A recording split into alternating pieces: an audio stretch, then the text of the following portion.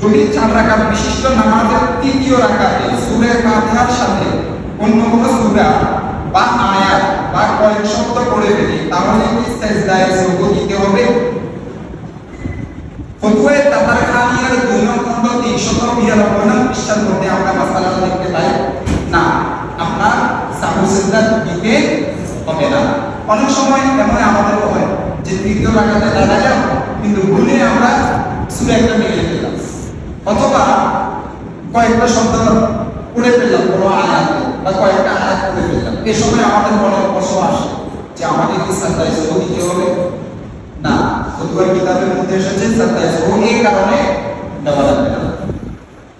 কিন্তু আমরা একটু খেয়াল করতে হবে যেন আমাদের এই ভুলগুলো না হয়। এই ভুলগুলো আমাদের অমনোযোগীর কারণে হয়, আমাদের মধ্যে খুশু না থাকার কারণে এমনটি হয়।